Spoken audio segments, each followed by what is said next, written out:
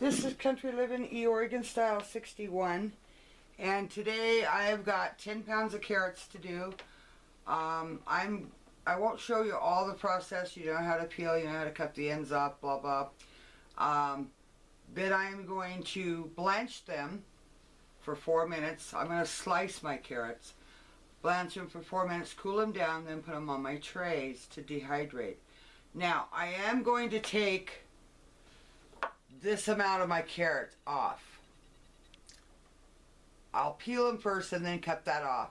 And I'm going to put them in a different bowl because later today I am going to do some mixed pickles. And I didn't want to buy the baby carrots, and I've already got all these, so I'll just cut that much off of each one. And the rest I'll chop up into slices and use these for my mixed pickles. And I will be doing a video on that later today also. But I just thought I'd let you know that's what I'm doing. You can use your carrots out of your garden. I happen to get a good buy on these, so I went ahead and bought 2-pound packages of carrots, and I ended up with 10 pounds. So I'm going to go ahead and get these peeled, sliced up. I'll show you what they look like when they have, afterwards. I will cut these off. I'll show you how many I've got of those so we can make the pickles later.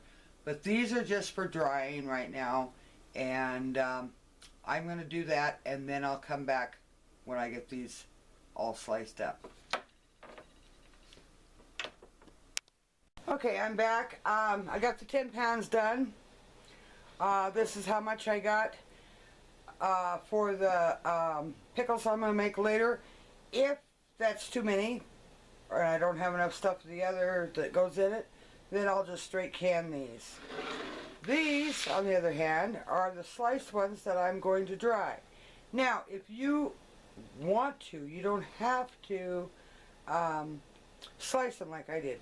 You can julienne them, you can dice them, along with slice them.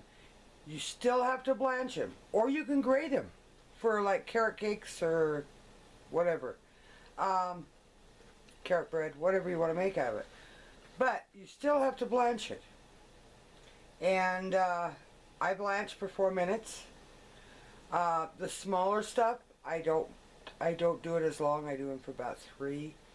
You want them they're one of the vegetables that take forever to cook. Kind of like celery. Celery takes a long time to cook. Also takes a little while to rehydrate.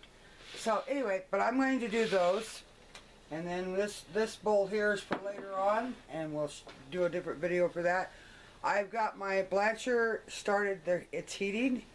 I've got my cold water ready, and then where I'm going to show you how I blanch, and then how I cool down, and then I'll start putting some on a tray, and then I'll shut everything down until I get these done.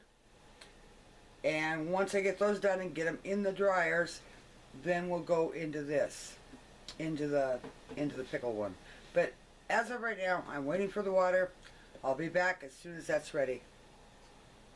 Okay, my water is boiling, and I am going to I put 2 of these in because I got a big blancher.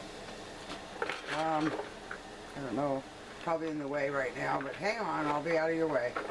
I'm not going to have a whole lot, but when we grow carrots, they just happen to be on sale, these were, so I went ahead and bought them. You can never have enough carrots. Now, I put that in there. It stopped boiling. You got to bring it back up to boil, and then you can start your timer for 4 minutes. Then I cool them down, and as soon as I can get them cooled down to where I can handle them and they're pretty cool, they don't have to be ice cold, but cool, then I can put them on my trays. And so the next step is waiting for this to boil. I'll bring it up to a boil, and I'll kick you back on just before it comes out of there. That way you can see what's going on. Okay, I'm back. You can hear it. Timer's going off. I'm going to turn this fan down a little bit.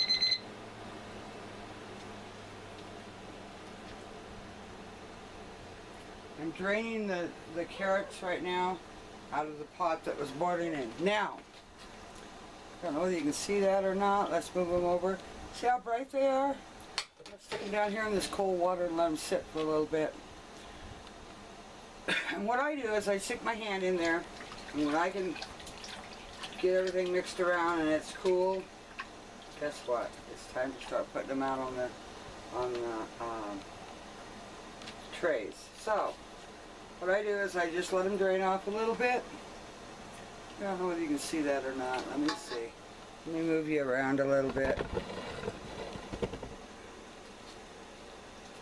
Okay, maybe now you can see. Okay.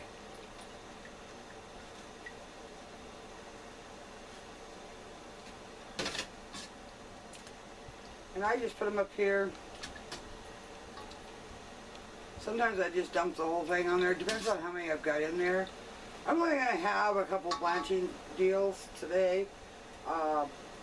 But when I'm doing a lot of carrots or a lot of blanching or whatever, then I like I say, I've got more, and I just dump them on there. You don't really. These are kind of forgiving.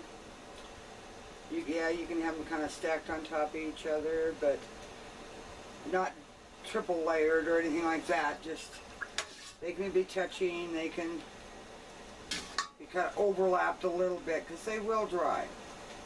Now, it'll be a while. I'll dry these, and then when I come back, I'll show you the outcome of them when they are totally dry.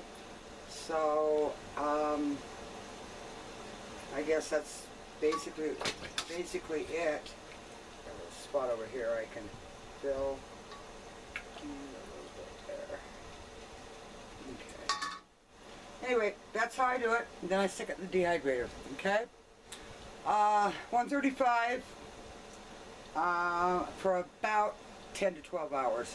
Sometimes a little longer, just kind of depends. But anyway, that's what it looks like when I do them. I'm going to blanch this other batch.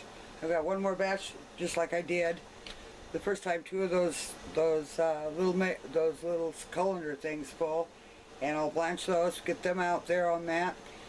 And then tomorrow I will be back to show you what the results are.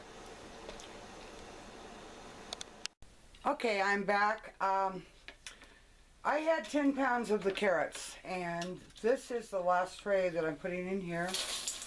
The only thing different that I didn't do was I used the tops off these carrots, the very end pieces, and like I showed you earlier, I am putting those into a pickle recipe. So out of 10 pounds outside of the tops, this is what I've got left. They are hard. They're very shrunk. They're very dry, but they will reconstitute back into the original form. But that's them. So, thank you for watching. You have a good day, and I'll catch you on the next video.